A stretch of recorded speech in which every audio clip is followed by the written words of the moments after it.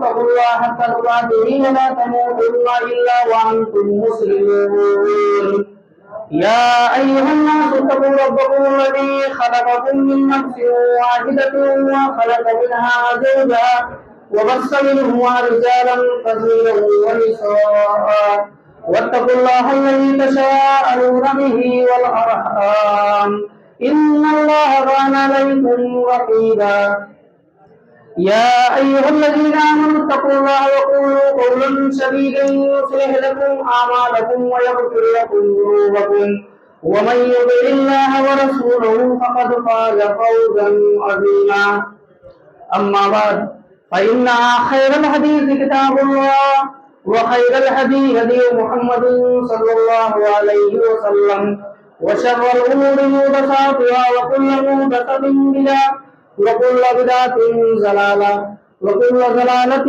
في النار أعوذ بالله من الشيطان الرجيم بسم الله الرحمن الرحيم قد أفلح من تزكى وذكر اسم ربه فصلى وقال تعالى يا أيها الذين آمنوا توبوا إلى الله توبة نصوحا اللهم صل على محمد وعلى آل محمد كما صليت على إبراهيم وعلى آل إبراهيم إنك حميد مجيد اللهم بارك على محمد وعلى آل محمد كما باركت على إبراهيم وعلى آل إبراهيم إنك حميد مجيد الله أكبر الله أكبر الله أكبر الله أكبر لا إله إلا الله والله أكبر الله أكبر ولله الحمد ہر قسم کی حمد و ثنا کبریائی اور بڑائی بزرگی اس اللہ رب العالمین کے لیے ہے کہ جس نے ہم سب کو پیدا کیا اور آج ہم عید الفطر کی 2 رکعت شکرانے کی نماز ادا کرنے کے لیے مسجد میں اکٹھا ہوئے۔ اللہ رب العالمین قرآن حکیم کے اندر ارشاد فرماتا ہے قد افلح من تزکا کہ وہ مسلمان وہ مومن کامیاب ہو گئے جو اپنے نفس کو پاک و صاف کیے۔ اور اللہ رب العالمین سورہ مومنون کے اندر ارشاد فرماتا ہے قد افلح المومنون کہ وہ مومنین کامیاب ہو گئے۔ مومن کون مومن کامیاب ہیں؟ الذین هم فی صلاتهم خاشعون جو اپنے نمازوں کے اندر خشوع اور خضوع رکھتے ہیں۔ در حقیقت عید کی نماز اس کے لیے ہے کہ جو بندہ رمضان المبارک کے 30 روزے رکھا یا 29 روزے رکھا، در حقیقت عید اس کے لیے ہے۔ اور جو بندہ رمضان المبارک کے روزے نہیں رکھا، امام کائنات فرماتے ہیں کہ وہ بندہ میرے عیدگاہ کے قریب بھی نہ آئے۔ اور جو بندہ قیام اللیل کا اہتمام کیا یعنی تراویح کی نماز پڑھا اور لیلۃ القدر میں رات بھی جاگا، اور اللہ کے نبی صلی اللہ علیہ وسلم فرماتے ہیں کہ اللہ رب العالمین فرماتا ہے کہ یا ایھا الذین آمنوا توبوا الی اللہ توبۃ نصوحا، اے ایمان والو تم اللہ رب العالمین کے دربار میں توبہ کرو، لیکن ایسی توبہ کرو، سچی توبہ کرو۔ اور اگر اللہ رب العالمین کے سامنے اگر کوئی توبہ کرنے والا بندہ اگر توبہ کرتا ہے، چاہے وقت کے نبی ہو، رسول ہو، اولیاء ہو، پیغمبر ہو، کوئی بھی ہو، اگر کوئی بندہ اگر اللہ رب العالمین کے دربار میں توبہ کرتا ہے تو اللہ رب العالمین سے اس نبی کو نہیں دیکھتا، پہلے توبہ کرنے والے کو دیکھتا ہے۔ چنانچہ حدیثوں میں آتا ہے کہ موسیٰ علیہ السلام کے دور میں موسیٰ علیہ السلام جب کوہ طور پر گئے، اپنے رب سے ملاقات کرنے کے لیے گئے، رب سے جب ہم کلام ہوئے تو اللہ رب العالمین سے پوچھتے ہیں اللہ کیا آج کے دن مجھ سے قریبی کوئی بندہ تیرا ہے؟ اللہ رب العالمین نے کہا ہاں موسیٰ، فلاں بندہ میرا مجھ سے بہت زیادہ قریبی ہے۔ موسیٰ علیہ السلام نے کہا اے اللہ وہ تو بندہ جو ہے بہت ظالم ہے، بہت جابر ہے، اے اللہ وہ کیسے تیرا قریبی بندہ ہوا؟ اللہ رب العالمین نے کہا اے موسیٰ جب وہ اور اس کا بیٹا جب جنگل کے اندر گیا اور جب اس کا بیٹا پوچھتا ہے ابو اس زمین سے بڑی کوئی چیز ہے، تو اس بندے نے کہا کہ ہاں بیٹا اس زمین سے بڑی پہاڑ ہے۔ کہا بیٹا، اس نے پھر سوال کیا کہ ابو جان اس پہاڑ سے بڑی کوئی چیز ہے؟ نہیں، اس پہاڑ سے بڑی کوئی چیز ہے؟ تو کہا ہاں بیٹا اس پہاڑ سے بڑی زمین ہے. کہا اس زمین سے بڑی کوئی چیز ہے تو؟ کہا ہاں اس زمین سے بڑی آسمان ہے. کہا ابو اور اس آسمان سے بڑی کوئی چیز ہے؟ کہا ہاں بیٹا. کہا اس آسمان سے بڑی چیز تیرے باپ کا گناہ ہے. اللہ رب العالمین فرماتا ہے کہ میرے بندے کے اس الفاظ سے اللہ رب العالمین نے کہا کہ موسیٰ آج کے دن اگر میرا کوئی سب سے قریبی اگر بندہ ہے تو یہی بندہ ہے کہ جس نے اپنے گناہوں کو دیکھا اور رب کے رحمتوں کو دیکھا. تو اللہ رب العالمین نے خود کہا وَلَا تَقْنَطُوا مِن رَحْمَتِ اللَّهِ. اے میرے بندے اگر تم زمین اور آسمان بھر کر گناہ کر کے آؤ گے تو اللہ رب العالمین اسے بخش دے گا, معاف کر دے گا. لیکن اگر شرک باللہ کر کے آؤ گے تو اللہ رب العالمین کے یہاں اس چیز کی معافی نہیں ہے. چنانچہ اللہ رب العالمین فرماتا ہے کہ اے ایمان والو تم اسلام کے اندر پورے کے پورے طریقے سے داخل ہو جاؤ. اسلام میں یہ نہیں ہے کہ اسلام میں آدھا تیسر آدھا بٹیر انسان داخل ہو. اللہ رب العالمین فرماتا ہے کہ اللہ کے جو فرشتے ہیں جو زمین کے اوپر ٹہلتے ہیں اور جب وہ زمین کے اوپر ٹہلتے ہیں جب رب کے پاس پہنچتے ہیں تو اللہ رب العالمین پوچھتا ہے فرشتے تم کہاں تھے؟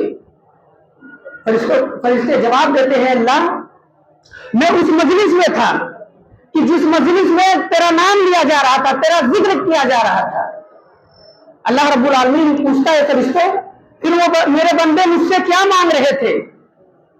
تو فرشتے جواب دیتے ہیں اللہ تیرے بندے جنت کے طلبگار ہیں, جنت مانگ رہے تھے تجھ سے. اللہ رب العالمین فرماتا ہے کہ اے فرشتے میرے بندے نے کیا جنت کو دیکھا ہے؟ فرشتے کہتے ہیں نہیں اللہ وہ تیرے بندے جنت کو نہیں دیکھے. کہا اگر دیکھ لے تو فرشتے کہتے ہیں کہ اللہ تو اور زیادہ ذکر کریں گے, اللہ اور زیادہ تیرا قریبی بندہ بننے کی کوشش کریں گے. پھر اللہ پوچھتا ہے فرشتوں میرے بندے کس چیز سے پناہ مانگ رہے تھے؟ تو فرشتے کہتے ہیں اللہ تیرے بندے جو ہے وہ جہنم سے پناہ مانگ رہے تھے. تو اللہ رب العالمین کہتا ہے کہ فرشتوں میرے بندے نے کیا جنت کو جہنم کو دیکھا ہے؟ فرشتے کہتے ہیں اللہ نہیں دیکھا. کہا اگر دیکھ لے تو فرشتے کہتے ہیں اللہ اگر تیرے بندے اگر جہنم کو دیکھ لے تو اور زیادہ تیرے قریب بننے کی کوشش کریں گے. پھر اللہ رب العالمین کہتا ہے کہ وہ مجھ سے چاہتے کیا ہے؟ تو فرشتے کہتے ہیں کہ اللہ تیرے بندے تجھ سے مغفرت طلب کر رہے ہیں. تو اللہ رب العالمین کہتا ہے فرشتوں گواہ ہو جاؤ ہم نے اپنے بندے کے سارے گناہ کو معاف کر دیا ہے. فرشتے کہتے ہیں اللہ ان میں وہ تھا کہ جو بہت بڑا چور ہے, بہت ڈاکو ہے اور خونی ہے, اے اللہ تو سب کو معاف کرے گا. اللہ رب العالمین کہتا ہاں فرشتوں میں سب کو معاف کروں گا. تو اللہ رب العالمین کے رحمتوں سے ہم فائدہ اٹھائیں. یہ رمضان المبارک کا مہینہ کس لیے آیا تھا؟ لعلکم تتقون, تاکہ ہمارے دل کے اندر تقویٰ پیدا ہو. لیکن رمضان کے مہینے میں دیکھیے ایسے ایسے بدبخت پڑے تھے کہ جو رمضان المبارک کے روزے نہیں رکھتے تھے اور سرے عام ہوٹلوں پہ کھانا کھاتے تھے. ایسے بھی مسلمان تھے. یہ مسلمان ہے, یہ مسلمان ہے جنہیں دیکھ کے سرمائے یہود تم مسلمان ہو, تم اپنے آپ کو مسلمان کہتے ہو. حضرت ایک صحابیہ کا واقعہ آتا ہے کہ وہ صحابیہ ایسی تھی حضرت خمسہ رضی اللہ تعالیٰ عنہ کہ جب زمانے جاہلیت میں جب وہ اسلام نہیں لائی تھی سن 8 ہجری کے اندر جب وہ اسلام نہیں لائی تو وہ مکہ کے اندر شعر پڑھتی تھی اور جب کوئی مر جاتا تھا تو انہیں بلایا جاتا تھا شاعر پڑھنے کے لیے. بہرحال حضرت خمسہ رضی اللہ تعالیٰ عنہ سن 16 ہجری میں یہ اسلام قبول کی. وہی خمسہ رضی اللہ تعالیٰ عنہ ہے کہ ان کے 2 بھائی تھے, ایک یاسر تھے. جب ان کے بڑے بھائی کو کفار مکہ زمانے جاہلیت میں عام تھی, ان کے بھائی معاویہ کو قتل کر دیا گیا. تو وہی خمسہ تھی کہتی تھی کہ یہ سورج تو کیوں نکلتا ہے, مجھے میرے بھائی کی یاد آ رہی ہے. اور ان کے کچھ دن کے بعد ان کے بھائی چھوٹے بھائی کو قتل کر دیا گیا. وہ عورت کہتی ہے کہ یہ سورج تو کیوں نکلتا ہے, مجھے میرے بھائی کی یاد آ رہی ہے. یہ سورج تو کیوں ڈوبتا ہے, مجھے میرے بھائی کی یاد آ رہی ہے. لیکن وہی خمسہ رضی اللہ تعالیٰ عنہ ہے जब अपने बेटे को मैदान कामसिया के अंदर भेजती हैं तो कहती है बेटे आज तक मैंने तुम्हारे बाप के अमानत में खयानत नहीं की है, और ये मेरे बेटे तुम मैदान जंग में जा रहे हो तो जाओ, लेकिन पीठ के ऊपर तीर मत खाना। चुनांचे जब वो बेटे पहुंच जाते हैं जंग कामसिया के अंदर और वो बेटे खमसा के चारों बेटे शहादत पा जाते हैं, हजरत खमसा को पता चलता है कि ये खमसा तुम्हारे चारों बेटे शहादत पा गए हैं। जब मैदान जंग के अंदर पहुंचती है अपने बेटे को लाश को देखती है तो कहती है अल्हम्दुलिल्लाह अल्लज़ी शर्रफ़नी बिक़त्लिहिम, अल्लाह रब्बुल आलमीन का बहुत बड़ा एहसान है, अल्लाह रब्बुल आलमीन का बहुत बड़ा करम है कि उसने मेरे चारों बेटों के शहादत से अल्लाह रब्बुल आलमीन ने मुझे इज्जत बख्शी है। तो या अय्युहल्लज़ीना आमनू तूबू इलल्लाहि तौबतन नसूहा, हम तौबा करें लेकिन सच्ची तौबा करें। चुनांचे हजरत अम्मा आयशा सिद्दीक़ा रज़ियल्लाहु ताला अन्हा के बारे में आता है कि मुनाफिकीन जो थे अम्मा आयशा के ऊपर ज़िना जैसे गुनाह का इल्जाम लगाए और मुनाफिकीन कहते थे कि मोहम्मद सल्लल्लाहु अलैहि वसल्लम ज़िना का बहुत जल्दी सजा मुतय्यर कर देते हैं कि इन्हें पत्थरों से मारकर हलाक कर दिया जाए। चुनांचे अल्लाह के नबी सल्लल्लाहु अलैहि वसल्लम की बीवी अम्मा आयशा के ऊपर जब ज़िना जैसे गुनाह का इल्जाम लगा, अल्लाह के रसूल सल्लल्लाहु अलैहि वसल्लम अपने घर आते हैं, अम्मा आयशा से पूछते हैं आयशा क्या तुमने वो काम किया है? अम्मा आयशा ने कहा कि अल्लाह के रसूल मैंने वो काम नहीं किया। कहा आयशा अगर तुमने वो गुनाह किया है तो तौबा कर लो अल्लाह रब्बुल आलमीन के दरबार में। अम्मा आयशा ने कहा अल्लाह के रसूल मैंने वो गुनाह नहीं किया।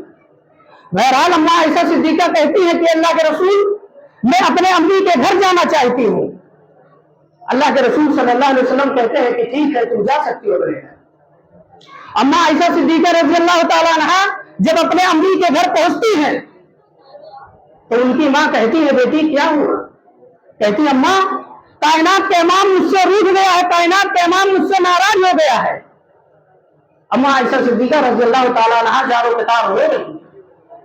बहरहाल अल्लाह के रसूल सल्लल्लाहु अलैहि वसल्लम अम्मा आयशा के घर आते हैं और वही अल्फाज दोहराते हैं कि आयशा क्या तुमने वो काम किया है? अम्मा आयशा ने कहा कि अल्लाह के रसूल मैंने वो काम नहीं किया है।